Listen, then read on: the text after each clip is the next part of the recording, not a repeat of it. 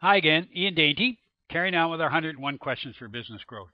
Today is question 39, which is going to be a follow on from the past three questions that I answered. And that is, what training and coaching have your sales and marketers had? Now, you remember the other three were, why can't my salespeople sell? Parts 1, 2, and 3. So let's just look at those briefly. The first one is, both your sales and marketing people need to understand selling skills.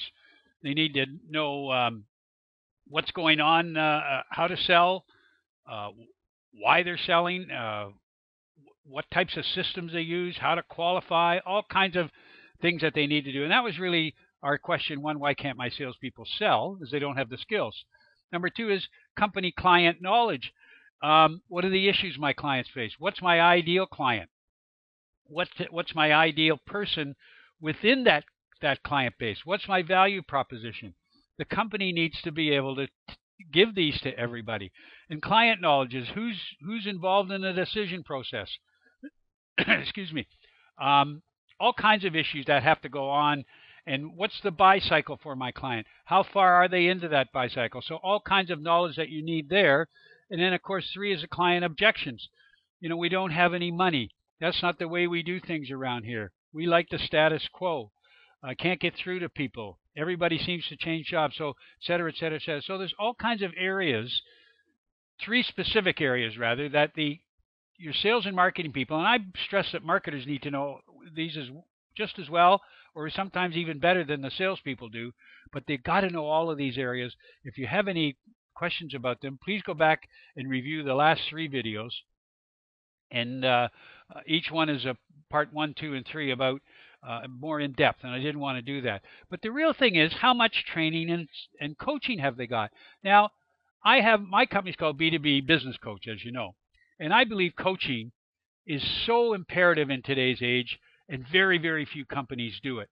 They'll do some training, and I wanted to go through this training without coaching chart because it's imperative that you understand the difference. And training is somebody comes in and gives a 2 or 3 day session with people, and then they leave. It's kind of the flavor of the week or flavor of the month, maybe even the flavor of the year. So we'll do a bit of training because we think people need it. But if you don't have any coaching, it doesn't work. Now, training is kind of learning a new skill. Coaching is enhancing that skill so that it's ingrained into people the way that they need to have it ingrained. And they need to practice it. And the coaching is the only way they will practice it properly. There's an old saying that says practice makes perfect. But in golf, there's an old saying that says practice makes permanent, which means if you're not practicing the right things, you're ingraining permanent errors into your skills. So that's why some people don't do well. They'll do well for a little bit, and that shows here. The behavior, once training in, oh, that sounds pretty good, but then they phase out the new behavior and go back to their old behavior.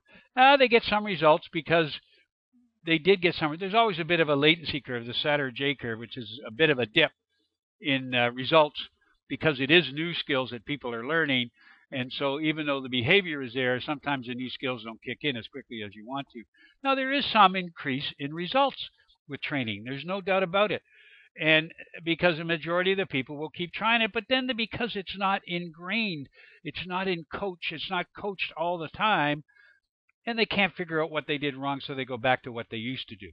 And that's what happens. Behavior drops off, results increase very marginally. So what happens with training with coaching? And again, this is done from years and years of research. So again, you get the little dip, but you can see the behavior increases with coaching because it's becoming ingrained on a regular basis, and the results are exponentially greater when you have coaching. That's why so many people get coaching. Life coaching now is a big, big profession. Marketing and training coaching needs to be there all the time. And if you can't get people to get people to do it, then hire somebody from outside to do it. If you don't think your people inside can do it, and usually people from outside can do a better job because that's what they do.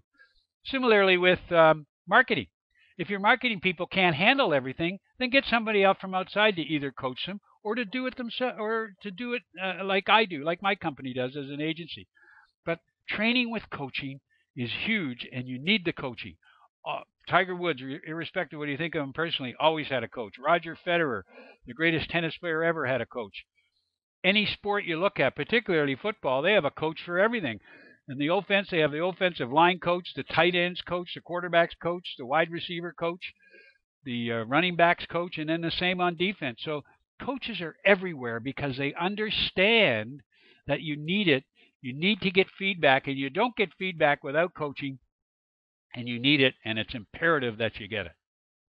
If you have any questions, please email me at ian@b2bbusinesscoach.com. Again, if you want some ideas on coaching, or you need coaching, your company needs coaching in sales or marketing, or you think that you may want to outsource some of your business, particularly marketing, please contact me. And if you have any questions, obviously contact me too. Thanks a lot. Until next time.